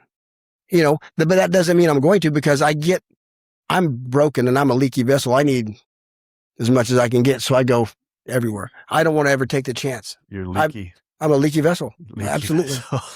Well, I mean, is my identity in Christ or is my identity in worldly things? In Christ. Yeah. I would So think, yeah. Yeah, that's where we want to find those things of comfort and ease and joy and happiness. And one of the greatest happinesses of my life is what? What is one thing, on page 552 where it says, the only true freedom a man will ever know or a human will ever know is doing what you ought to do because you want to do it. And sometimes in my life, and that coincides, man, I ought to be doing this and I really want to be here. But the one time that those two always match and mesh is when I've got my book in front of me, a man in front of me, and we're going through this work. I'm doing what I ought to do, and I absolutely want to be there more than anything.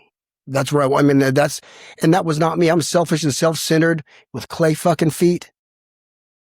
And I used to hate that saying, I want to give my time to you because that's the most valuable thing I've got. God has changed me. What I hated, I loved, and what I loved, I hated. And the only explanation is him.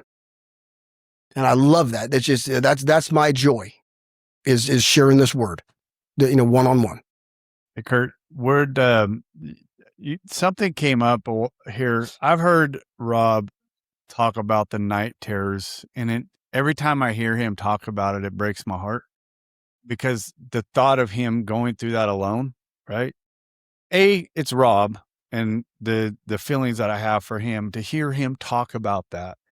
And I've never heard him, he said it before, but I've never heard him say it until a few weeks ago, that you would come over and see him. Can you talk the about night terrors you're talking about were early sobriety, year 1, year 2. I'm talking about when you were going through your cancer. That was chemo brain when the chemo, I didn't know. And Bonnie had to find out when I started acting really different. Oh. Chemotherapy can, to some people, they usually put you on a mild antidepressant. I wasn't on one. As far as the science goes, it either blocks your serotonin receptor, so you can't uptake serotonin, or it stops your brain from making it, whatever the chemo does. And it makes you, for lack of better, loopy. What I want to know, you've heard the story, and I've shared it in the meetings, because whenever it comes up, or whenever it's prevalent or needs to be shared, whenever God apparently wants me to say it, to be a reminder, I say it. But I'd love to hear it from his point of view, because when it happened, about 3 days after chemotherapy, my body the first time it happened, my body would do something with the salt. It wouldn't process the salt right, so I would get dehydrated, and I would get crazy. I almost died the first time. So they had to go about an hour and a half after they IV'd me, it all come back. But it felt like being in prison. You're in there. You couldn't really talk. I couldn't tie my own shoes, and I would know what's happening. And I had a square. We just got the kitchen, everything. We got the wood floor up, and there was a tile in the Curt. I don't know if he remembers this, but there was a certain tile that I knew I was going to die on. I just knew I was. I don't know, but it only come on at night, just like everything else with me. Would come the bad time. So during the day I would be fine, but come the evening, whatever this feeling was, and we didn't know, but it was hell. On top of you're in immense pain from cancer, from the radiation, the chemo just cook you. I mean, I was done. Midway through it, I was done. I told my son that night, because this had gone on for a few nights. I told him, hide the guns. I'm going down to get burned again. Hide the guns. And so my wife, she was at their wits' end, obviously said to call Curt, because anytime, why God puts people in your life. And sometimes, for me, a lot of people don't, but there are a lot of times when me and God have our talks, and fuck, I need to see you. I'm not going to sit here and pray. I need to see you, and I need to see you now. And the hands that always showed up were always his hands. So 3 nights in a row, he'd come over. Bonnie'd call him, because when it was coming on getting bad.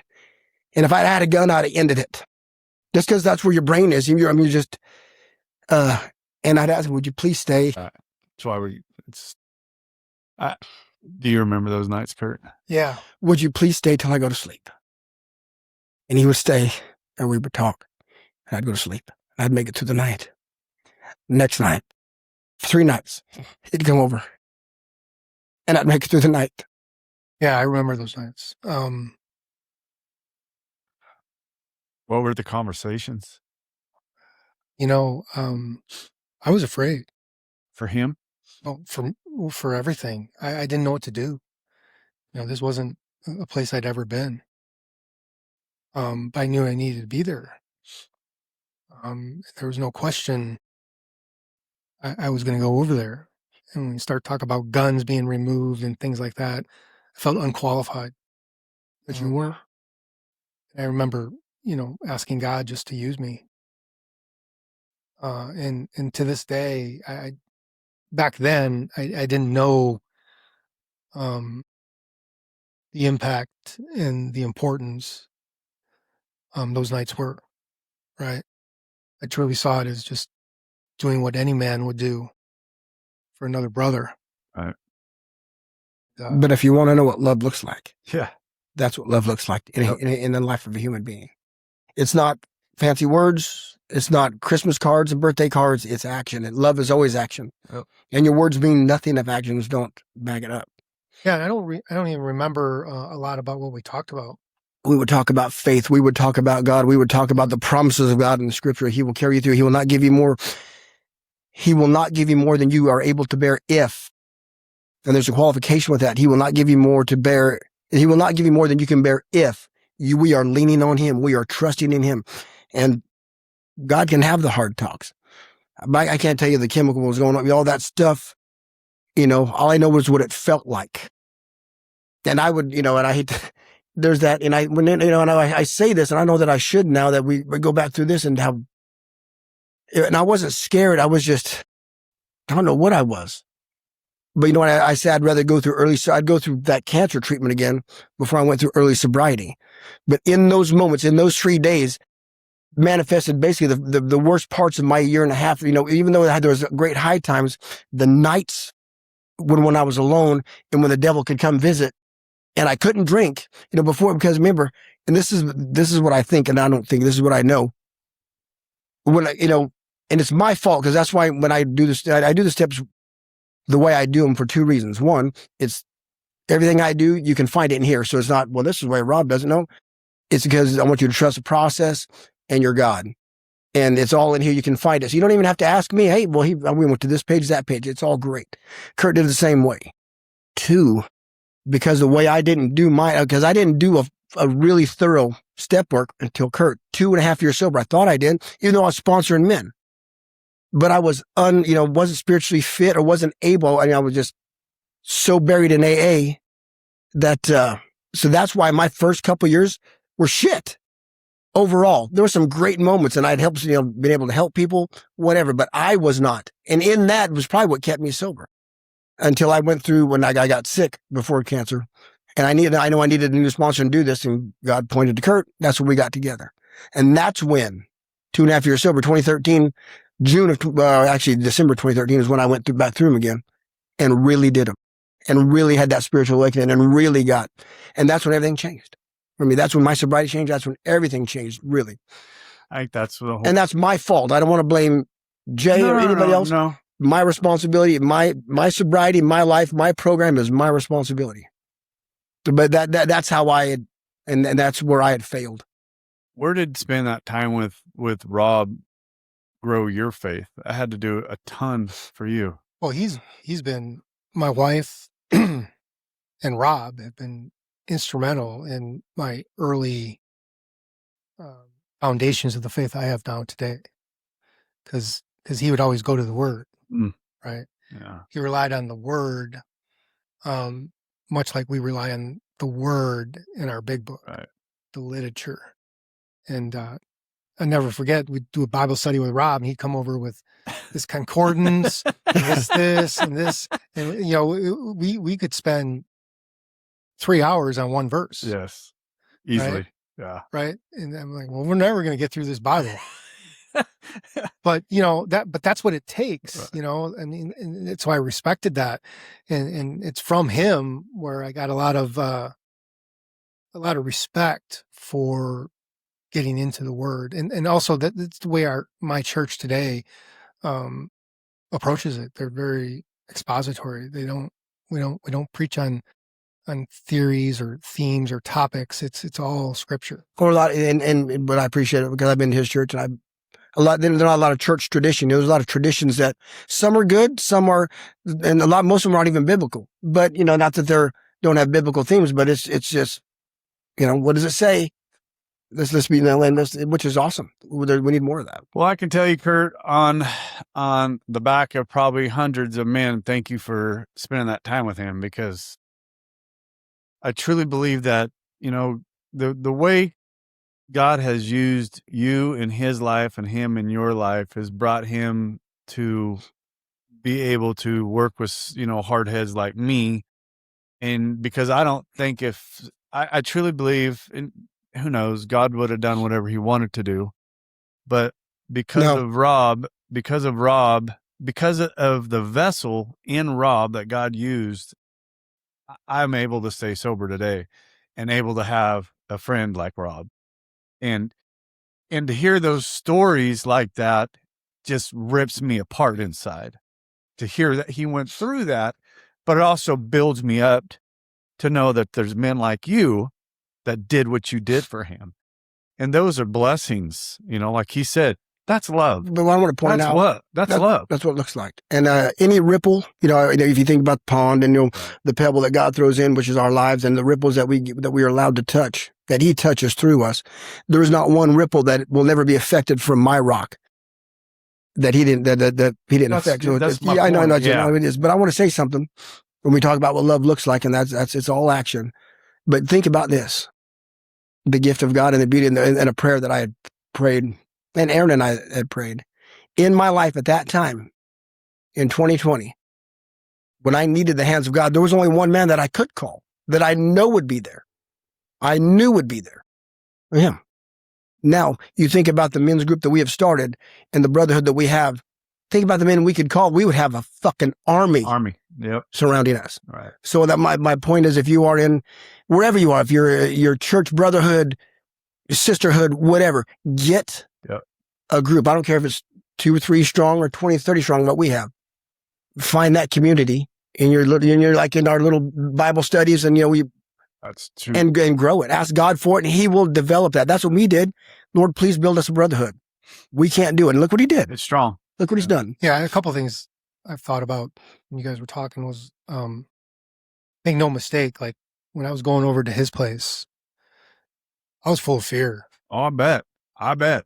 Oh, I can feel it. I was very, what am I supposed to do? I'm afraid of doing something wrong.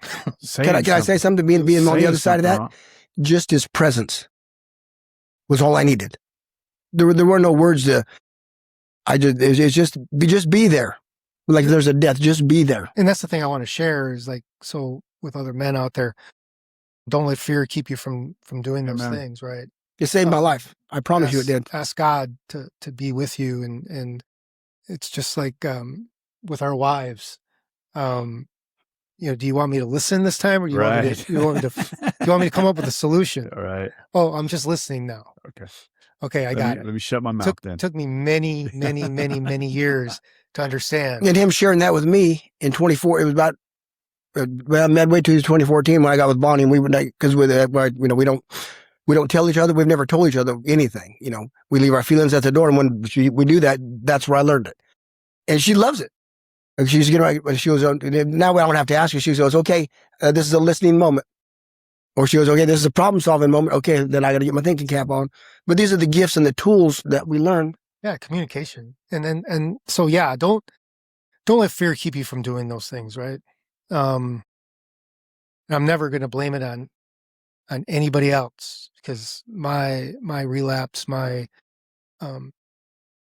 step away was of my own doing, my own making, my own choices. But when I do look back, there weren't any guys reaching out to me saying, "Hey, what's going on? I haven't seen you." So and by the same token, I hadn't necessarily invited those men into my life. So when we talk about being brothers and holding each other accountable, it's kind of a two-way street. Yes, sir. We need to explicitly, not implicitly, not just by a nudge and a shoulder. We need to invite men into our lives and ask them. It's hard to hold us hold us accountable. It's hard for men, and I'm going to speak in general terms, such as myself, to open up. I say, Brad is probably, if I'm feeling at all, my ego's coming in any little bit, I know I can call Brad, right? And Brad will right size that ego in a heartbeat. If I need help with certain things, I know that Rob's there. And I know if I miss a day, if I miss a phone call, or I'm not texting in a whole day, somebody's reaching out going, where the fuck are you at? Right? Brad, last Saturday, I really wanted to listen. I just wanted to listen. And Brad turns around and goes, you ain't getting out of this without talking. Those are the things that I needed to say what I shared on that day, right? I wasn't planning on sharing. But in those moments, I believe that's God letting you know, hey, I know you got a plan, son, but here's my plan. Are you going to be obedient? And that's where we, as this group that we hold each other accountable. And I know this, and this is what I love so much about our group. If I went 2 days without responding, they would send out a search party, right? And it's not just me; it's everybody inside that group that we have, and that's why you've heard us say this. It's vital inside. If you want to maintain sobriety and you want to maintain the things the good parts of the sobriety, and that's the peace and the serenity. If you want that, stay involved. Stay inside the group of men. You know, you said it earlier. All your friends were inside of AA. I didn't know what friendship was until I got into the rooms of AA. I didn't know. I have a lot of friends still to this day. I didn't know what true friendship was, and I didn't know what true love was until I got into the rooms of AA. I didn't learn to love Katie, even though we'd been married for 30 years. I didn't learn to love Katie until I got sober, until I learned how to love another human being besides myself. That's a different way. That's different. That feeling is night and day. It's like God is amazing, isn't he? That heart of flesh from the heart of stone, that is, you know, which I kind of told Brandon that when in that moment, in those formative years, that's kind of that's how I think of it. You know, when the Bible says, I'm going to take out your heart of stone and give you a heart of flesh. And when we start feeling and don't know how to process all that, for me, it was a struggle, you know, to get all that. It was painful, but it's what I needed to grow. And when people start feeling those and they go back out and drink, like another brother, I was talking to another brother about it, when we short circuit God's plan because we don't want to feel that pain, you know, it's just, man, he's got so much in store for you that you can't even imagine. And I just cannot imagine being on this side of things, to have to stand before my Creator and have him show me, this is what I had planned for you. But this is what, you know, this is your plan for yourself. But yeah, but this is what I had. I mean, can you imagine all the men that I would not have got to? I'm just in, I don't know, awe or just marvel at the idea that I would not have a relationship with my Creator, my Lord and Savior, and walk the way I do today if it hadn't been for AA and getting sober. Mm-hmm. Right. Isn't that something? And now now I can bring that because I'm called. You know, so now I know what that's about. Yeah. So I try to bring that into meetings in AA every chance I get. Oh, and you do. I mean, you do. And that's what attracted me to him when I know I needed a new sponsor, and I know I needed to do these steps for, you know, I know what I might need. And I was in a loader, just doing, you know, loading trucks, and I was praying to God as we always do. And the thought was, you know, like God, I don't know if I've ever told you the story when I was going, I'll tell them the cancer story. Yeah, I think I might have. Anyway, with the only time God's ever talked to me, you know, but it was clear as day. You better get Curt, you know, straight away and get, because I knew we were going to go through as you should. And I needed that relief. So yeah, it was good. And I remember when he asked me, I'm thinking like, I was 8 months sober, 7 months, 8 months sober, whatever. Like, why are you asking me? Oh, you were behind him. No, I was ahead. He's about 6 months ahead of me. But I was thinking. But you'd known me for 2.5 years by this point. I had known him. I'd seen him. I heard him talk in meetings. You know, talking his big book backwards and forwards, and I knew he had a sponsor. Jay. And yeah, I knew he was doing the deal. I'm like, why are you coming to ask me? Maybe you needed it more than he did. No, I didn't. I needed what he had. And then God, you know, I think you needed each other. There's that iron. There's that iron and iron, obviously, right. But iron sharpens iron. I you know what? And I don't know if Doug's gotten that way, but you know, me and Doug needed each other at the same time. I just spoke with him yesterday, and I was like, I need to get back. But we started that Drop the Rock book, and I, you know, I have a sponsee that. So me and my sponsee is in the same exact spot. We're both working through 6 and 7. And so he came over the other day, and we'll talk about this next episode, but he came over and I'm like, we're literally, you and I are on the same steps. You're doing it the first time. I'm doing it the second time. I am working deeper into which is what it's about. Because this book that we're reading is literally making me drag up some shit that I didn't know even existed. Hey, we're going to jump into another segment. This is where I say, ask Katie. Katie, you got anything you want to add, babe, or ask questions? I think it will probably go into the next one too.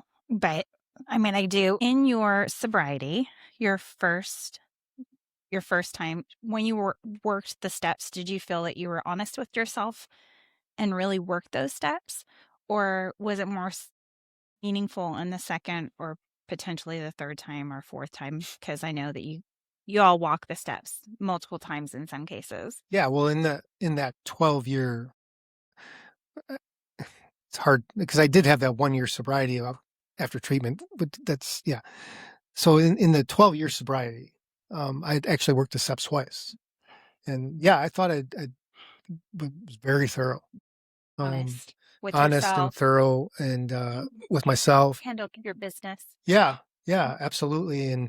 And I think things were good. I mean, I thought I was living an AA life the way it was supposed to be lived, with sponsoring men, going to meetings. My wife and I would call it date night when we'd go to a Friday night meeting together, and do things with couples, AA couples, before and after. Went on vacation with AA couples. So no, it was thorough. I didn't miss anything. I think the thing that keeps coming back in my mind is this whole idea that I think I'm smarter than I don't want to say everybody else but I'm smarter. I can get away with it and think my way around it. And that's just not true. And God knows anyway. I think that would be true for Yeah. just for as much as I've sat in here and listened to other people's stories, as well as, their walks or even not being honest in their walks through their steps either. But I think Rob has found things about himself later as he's gone through again. And I know Larry has for sure, or revisited things, or things have come up and, or even working with a sponsee, then you see those things too that you have to really address again. Yeah, pride pops up when you don't even. Yeah. Well, now, you Curt, don't even realize it's there. I want you to help explain this because I've said this, and now who struggled with it? Larry's got it down. You brought it to me, and I studied it. Pride. What is fear? Fear equals what? Pride and ego. Pride and ego. Yeah. Pride and ego equals fear. And Pat had struggled with that. I don't know what you mean, Rob. Pride and ego is fear, and fear is pride. I thoroughly agree with that, because if we're getting prideful, to me, if I'm getting prideful, it's because my fear is pushing back on other things. Pride's me building a wall. Yes, hold on, for sure. I got this. That's absolutely. No, I've been sober 15 years. I can, or whatever it is, and it's not staying vulnerable. It's not staying humble, and it's it's edging God out. Ego, edging God out. But I can be prideful in the middle of trying to not be prideful. Yeah, no, you're right. That makes sense. 100%. It's it's crazy. Yeah, perfect. That makes total sense. Makes total sense. All right. Well, Curt, the go other ahead. thing, and I don't know why, it's just something that's been ringing in my head, and I had to pull them up too. There's a song, and I don't know why it's like, I had to pull up the lyrics, and it's a song called "Truth Be Told" by Matthew West, and it says, but truth be told, the truth is really told. And it's people asking, are you okay? I'm fine. Yeah, I'm fine. Hey, I'm fine, but I'm not. I'm broken. When it's out of control, I say it's under control, but it's not, and you know it. Oh. I don't know why that. That's perfect. Yeah. Because when Bonnie asked me that, I said, well, and please forgive me. I never did. There's that, and I should have. I mean, I don't, the sponsor-sponsee relationship, at that time, Doug might be my sponsor when I saw you at the state tournaments. And Bonnie says, why don't you not bust his balls, but ask him, did you ask him why he hasn't been? No. Because I'd talk to you and, how you doing, Curt? Doing fine. And he looked great. Doing fine. Great. He's, leadership in the church. He's fine. Persona. Put up a great front. Yeah, I'm getting sick and I didn't even know it. Right. Right. I caught myself though, Curt. Like I said, I do this podcast. I get heavily involved in this thing, and I hide behind it sometimes, and people ask, I just got really busy at work, got busy with podcasts, blah, blah, blah. Bullshit. You're being lazy. Get your ass to a meeting. I've been saying this for a year at least. I want to get back to going to Primary Purpose on Tuesday nights. It's my hunger. I love it over there. I miss it. It's my people. I got a meeting less than 300 yards from my house. It's here every Tuesday. Tuesday and Thursdays. Yeah. I don't go to. Why? I'm lazy. right? Because we just get out of that thing. And I tell myself, well, I get busy with the podcast. I get busy with this. I stay busy. Bullshit. I need to get back involved. And it's those things that it's very easy to do. And that's the thing that concerns me is it gets very easy and comfortable to not do the things you know you're supposed to do. And when your feet get comfortable, you should be watching for the devil sneaking in on the other side because he's coming. And that's the thing with that. I don't fear it. I look out for it and I'm cautioned by it, and I keep an eye open for that. And that's why when I say I like to know why and I like to hear it is because it educates me. And if it's educating me, it's got to be educating somebody else. And that's why I ask. And that's why I wanted you on the podcast is to help educate not only me, but somebody that's going through the same thing, I wish I had an answer, a nice, slick, beautiful answer to why. But you did. That's my point. What I'm saying, there is no why answer. There is no why answer. There is this. There is that. There is the. There's every solution. I'm not a problem guy. I don't take problems to anybody. I take solutions to problems. I love solutions. I just talked to Katie about this the other night. Don't bring a problem to me. Let's start talking about a solution for something personal that we're working on. And it's like, okay, so then we are able to resolve it when we stop talking about the fucking problem. Mm-hmm. We Focus know the problem, right? We know the problem is there's relapses that happen. We know that all that stuff. What's the solution to the solution? Here's the trick. Staying in it. The solution is the same for everybody. The solution is staying spiritually fit. But what that looks like for everybody is totally different. Yes. And you find your path. Right. So not only is it different for everybody, but it can be different within every individual's lifetime. Yeah, yes, absolutely. It can evolve and change. Doesn't it though? As we grow. We grow. And what you need, what I needed at 3 years and 5 years is not what I need at 15. And then the road narrows, and they always tell as you get the road, what God allows you to fucking get away with when you were in year 2 or 3, you ain't getting away with it year 15. No. It should narrow because that's called sanctification of the spirit in our and then the Bible, that's called, God conforming us to the image and likeness of our higher power of Jesus, and it's a process. And when you're 2 and 3 years sober, it's going to take a hammer and chisel, and it's hard. And sometimes God's blows are painful, but they are. And as you get more, as you grow, it shouldn't take that anymore. It shouldn't take the 2x4 upside your head. It might. But it shouldn't. We're supposed to grow and be more mature spiritually and emotionally as we grow. Because I got sober at 38. I was probably 12. I got sober at 51, and I was 16. I guarantee you. Yeah. All right, we beat the hell out of this. Curt, appreciate it. Coming back with us. We got another topic coming in. I think it's gonna be fun. I always enjoy doing a topic afterwards. It's gonna be fun.